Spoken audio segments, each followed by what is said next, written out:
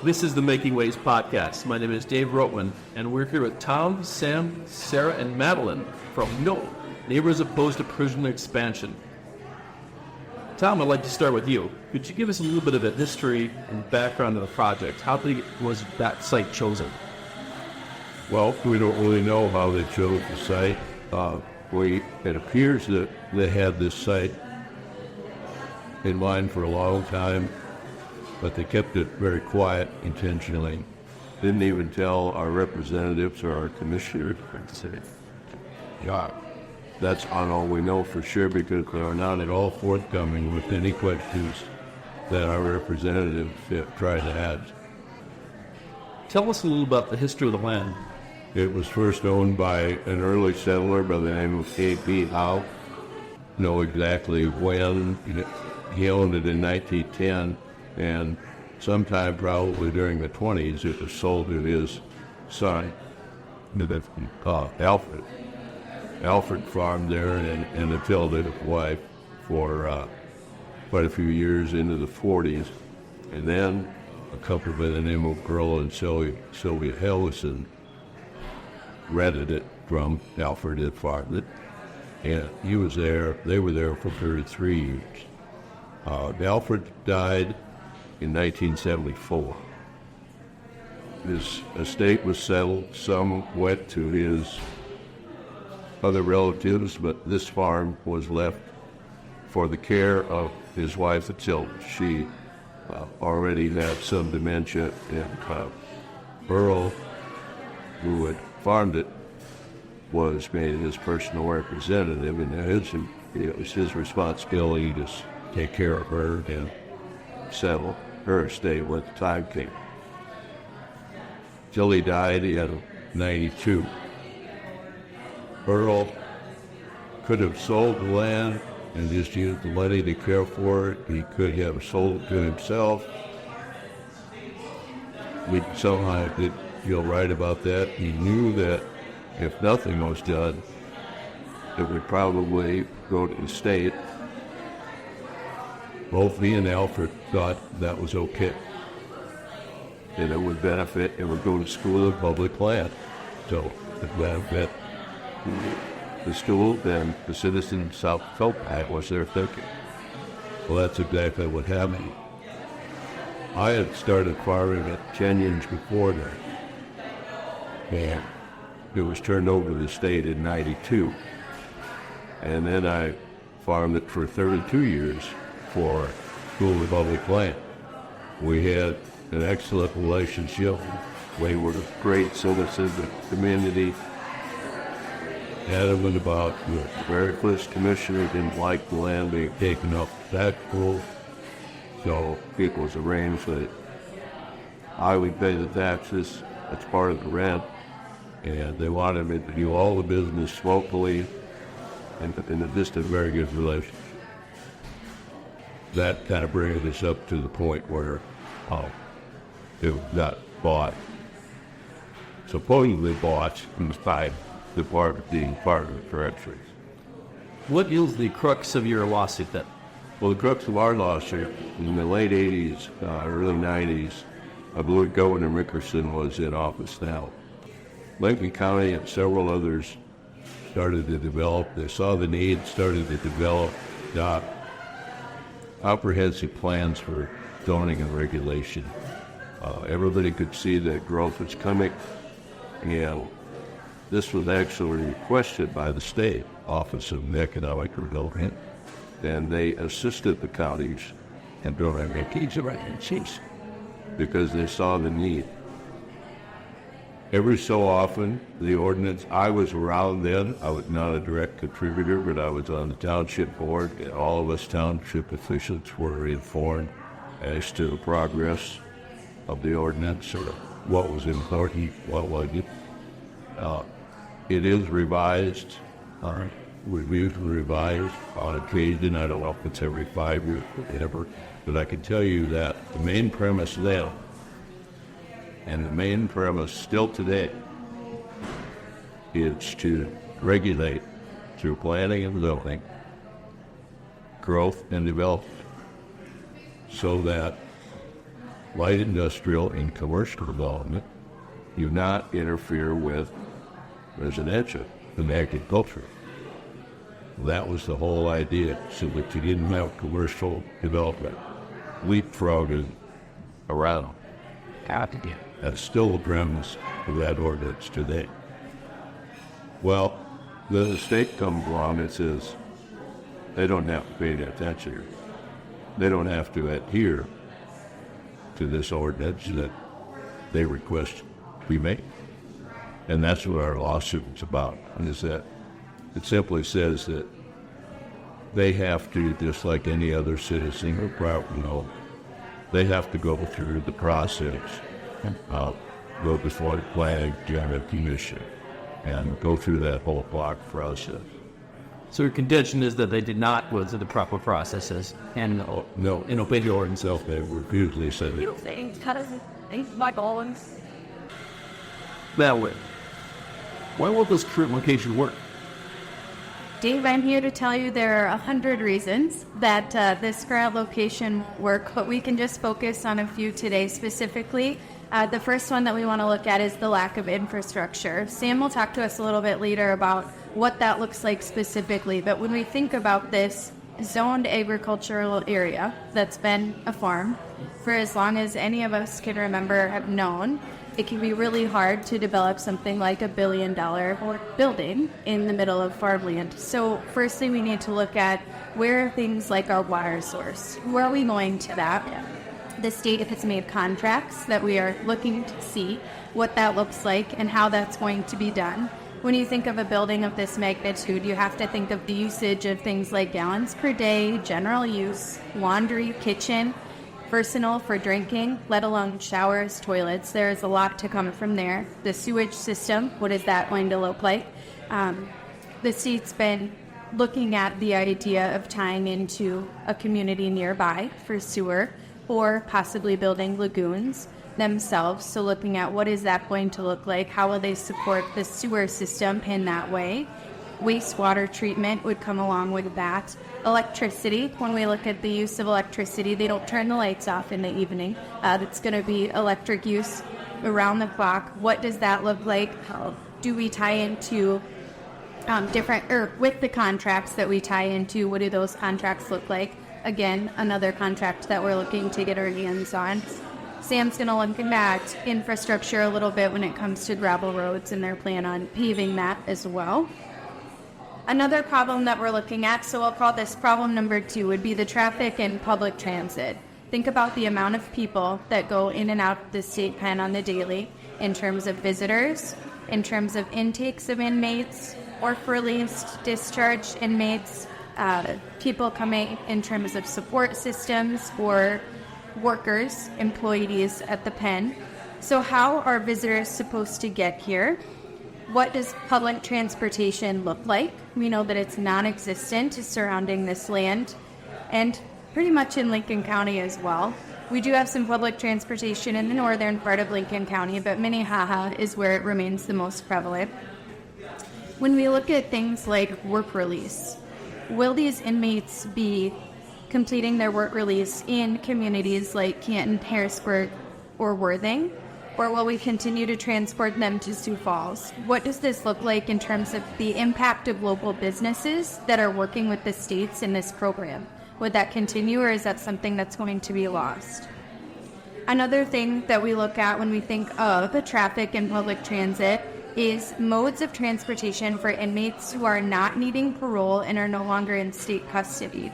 Currently, the penitentiary has a bus stop within the block. When we think about this facility being in the middle of rural Lincoln County, that's not the case. Finally, for our third point, we're looking at the medical emergency and law enforcement response. Currently, the officers in Sioux Falls are over 280 in staff. When we're looking in Lincoln County, the number is much less significant. When we think about response time, what does that look like to get to a state pen in the middle of nowhere or in the middle of the city?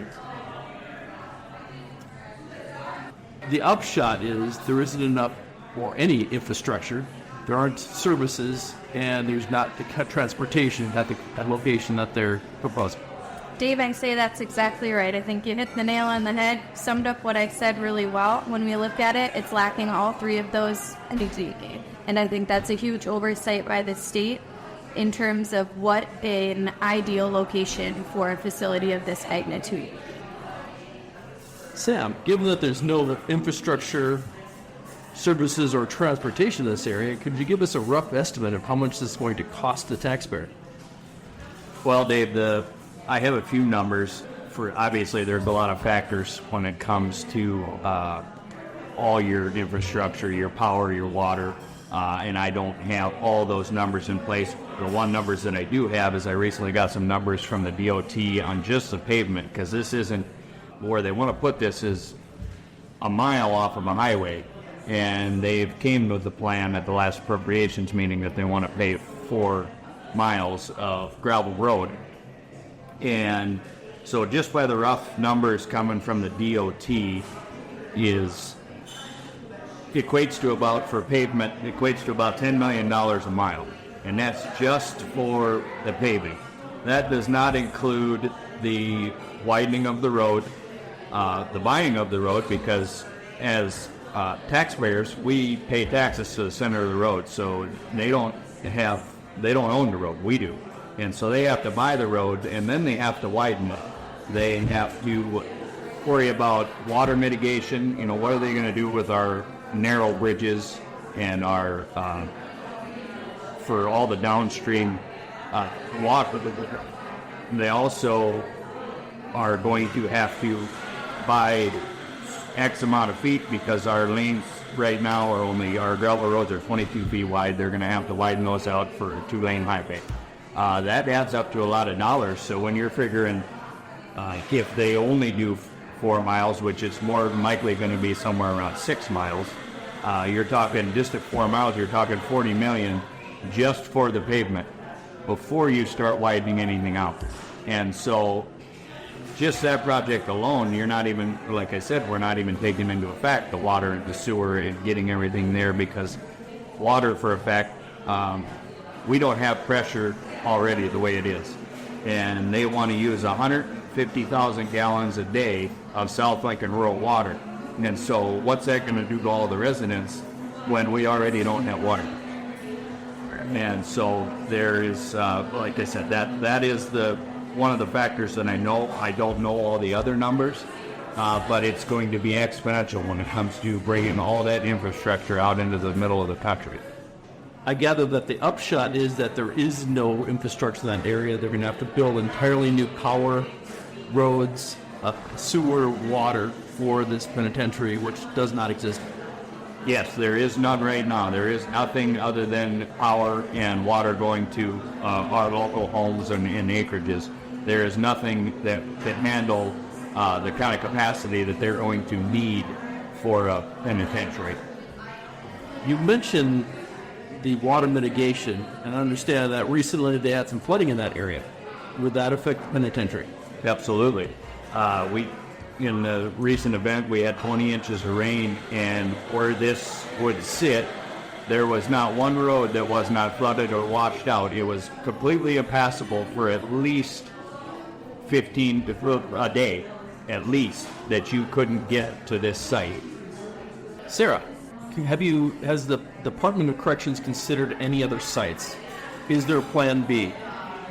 No, not from what we've been told, and not what we've heard during the appropriations meeting, which kind of brings me to wanting to say, back up here, the argument of this has to go somewhere, it really doesn't. I don't know why the obvious question is you have a extremely capable location that's been there for 140 years in the city of Sioux Falls, that already has all the infrastructure in place. Why are we not asking the question, what would the cost be to rebuild according to that location? And I understand that their general design may not fit up there on the hill that they're planning for the area in Lincoln County. But if you take a step back and you focus on things like reform, rehabilitation, and the services needed to really help inmates to better better their outcome, if you will, once they get out, maybe we don't need a prison of this size. Maybe we could not only support our programs for the inmates, but also save taxpayers across the state millions of dollars by rebuilding where it currently sits. Where it currently sits, where it has all infrastructure, services, roads, and on a hill where it's not going to be flooded. Correct. And around what Sioux Falls offers, the police, hospitals, hotels. We have obviously inmates from around the state of South Dakota. None of those things exist in rural Lincoln County. When they talk about just this building of the penitentiary, there is so much more that everybody needs to consider on a daily basis to run this building. You were at the legislative appropriations meeting about this penitentiary. Did they consider any other locations? Do they have a plan B? No, the DOC secretary was asked point blank if they had a plan B or C should the lawsuit not go in their favor, and she said they did not, which is really concerning, considering that basically says they haven't looked at how this could be more cost effective in any way, shape, or form. We have also looked at other penitentiaries, including the one in Lincoln, Nebraska, and it's become very apparent that not only was that location contested, but that the mayor and the governor got together along with landowners and decided that there was a better suitable location and changed course. They changed the plan. And not only because it didn't make sense where it was going, it made more sense to bring it closer to existing infrastructure. Clearly, our Department of Corrections and the state of South Dakota don't care about not only figuring out a better route, a better plan, but communicating with the landowners and the people that are going to be affected by this. Well, that raises the question of expense, and what did they do in Nebraska? Please elaborate on their site selection and the costs of the penitentiary that they built in Nebraska. So with a similar bed facility that they're proposing here, a 1,500 bed, Nebraska's bid was around $365 million. And how much is it they estimating here in South Dakota?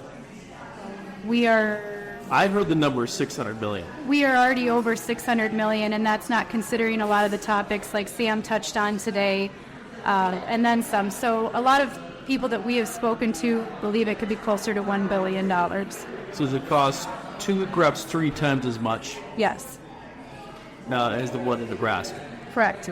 Also, with that being said, we've also learned that the state of Nebraska did look at about 70 different locations to consider when choosing their site location, which is a stark difference, black and white, compared to our state.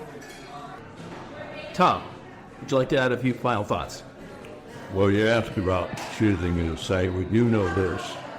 A representative of the Department of Corrections was quoted on the news way last fall saying that one of the reasons they chose this site was because there is no community. That's quite obviously not true. We would treat community as when they twisted as long as the Sioux Falls. We met our church there. We still have our cemetery right next to where this prison is going to be built. Many of us are descendants of the original residents of this community. I went to church there. My family went to church there. We all know each other. We are a community.